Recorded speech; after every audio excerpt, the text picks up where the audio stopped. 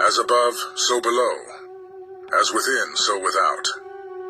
This ancient hermetic truth, expressed in the words of the Emerald Tablet, invites us to look beyond appearances, to perceive that the microcosm and the macrocosm are not separate entities, but two faces of the same universal reality. The same intelligence that forms the stars, forms the atoms within our bodies. Today, we will explore the depth of this universal law and how it connects with the latest advances in science and with the millennial wisdom of mystics and philosophers throughout history. We will understand how this principle can be applied in our lives to become more complete and conscious beings. This law, known as the principle of correspondence, holds that reality in all its dimensions is structured fractally. This hermetic principle suggests that everything in the universe is connected and that every fragment of the whole reflects the whole.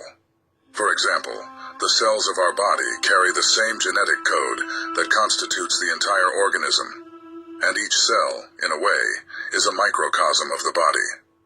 Likewise, the movement of galaxies resembles the movement of atoms and electrons in their nuclei, showing that the universal laws are the same, whether on astronomical or subatomic scales. The law of correspondence teaches us to see the universe as a great mirror. If you want to understand reality, first observe yourself. Just as the macrocosm affects the microcosm, our internal state influences the world around us. And here we find a powerful key.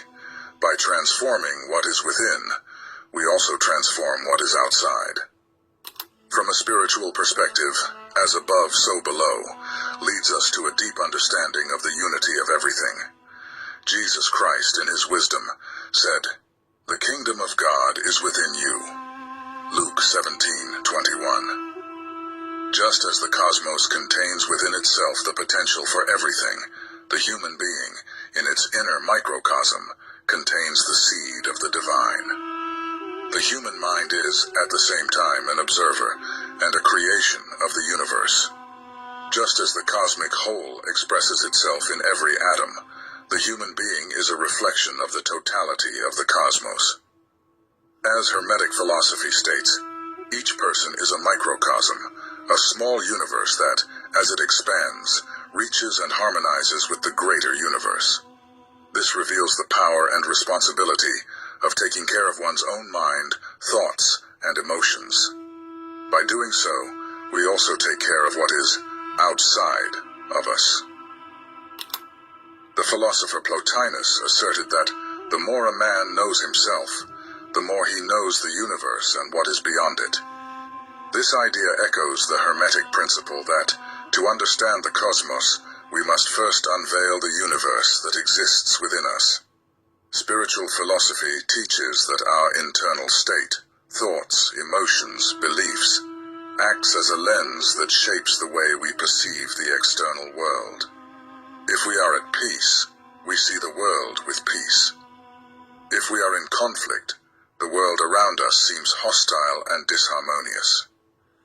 This understanding reveals that the barriers we perceive between the self and the other, or between man and the universe, are illusory. In reality, we are part of a greater whole, and what happens inside us is in constant interaction with what happens outside. Thus, by transforming the inner universe, we adjust our relationship with the outer universe. For mystics, understanding as above, so below means recognizing that everything that exists in the cosmos also exists in potential within us. Carl Jung, Swiss psychologist and scholar of symbolism, cited in almost every video on this channel, explained that the personal unconscious of the human being is a reflection of the collective unconscious, a reservoir of images, ideas, and archetypes that shape how we experience life.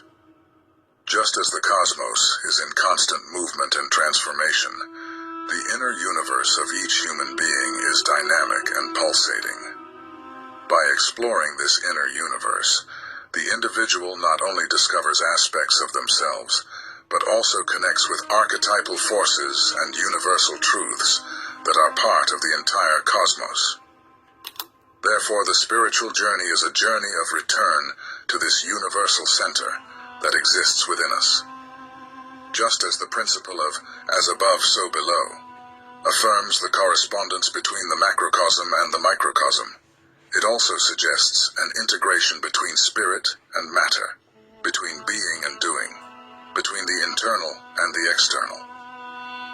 Paracelsus, one of the great alchemists and philosophers of nature, said that the understanding of oneself is the first step toward understanding all things. For alchemists, the ultimate goal of self-knowledge is union with the whole. By transforming our inner lead, fears, doubts, limitations, into gold, wisdom, peace, self-mastery, we align with the divine flow of the universe. It is the alchemical process, the work of harmonizing what is above with what is below, and of seeing matter and spirit as one.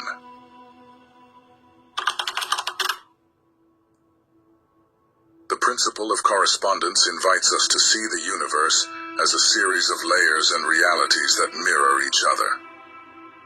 It suggests that there is an intimate relationship between different planes of existence, and that what occurs on one level of reality has reflections, parallels, or resonances in others. In the context of the duality between spirit and matter, the second Hermetic law reveals that spirit and matter, although seemingly opposites, are in fact reflections of the same essential reality. The material world we experience is a reflection of forces, ideas, and laws that operate on the spiritual plane, such that matter is like a shadow or expression of the subtle laws and energies of the spirit.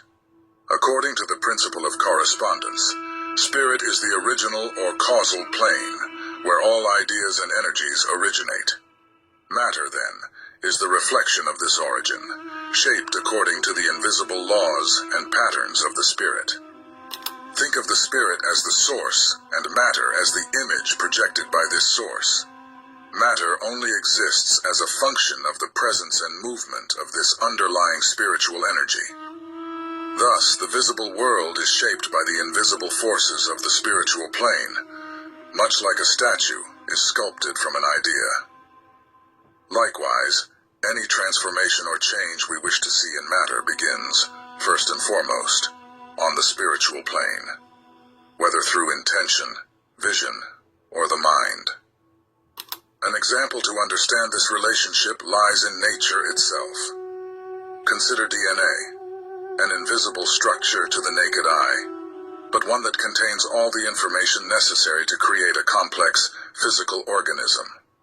This relationship between DNA and the physical body is a reflection of the correspondence between spirit as the source of information and energy, and matter as the expression of this essence. By aligning our mind and intentions with spiritual laws, we can influence and shape matter according to our will. However, this does not mean controlling or manipulating material reality. Rather, it is a process of alignment.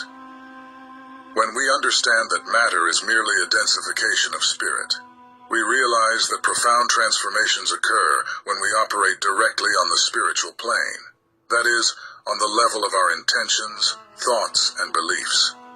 For example, someone wishing for prosperity may understand that this abundance begins in the spirit, through a mind that generates beliefs of self-worth, confidence, and gratitude.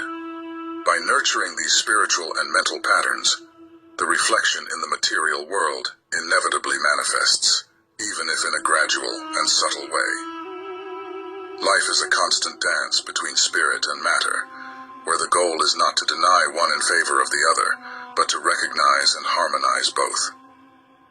True alchemy, then, lies in integrating the spiritual world with material life, recognizing that each aspect of our physical existence has a spiritual reflection, and that each spiritual experience can be lived in matter. This means that the search for meaning and purpose, often associated with the spiritual plane, must have practical expression in our daily lives. When we cultivate the spirit through practices of self-knowledge, such as meditation and introspection, we are simultaneously creating a stronger foundation for a fulfilling, aligned material life full of meaning. Ultimately, the principle of correspondence reminds us that the duality of spirit and matter is, at its essence, an illusion created by our limited perception.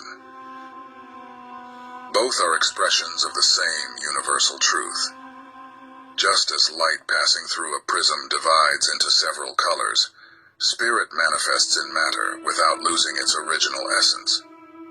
This understanding allows for profound spiritual freedom, as we recognize that, by fully living on the material plane and honoring physical life, we are also expressing the spirit. The purpose of our spiritual journey, then, is not to escape matter, but to transcend it, seeing it as a reflection of spirit in motion.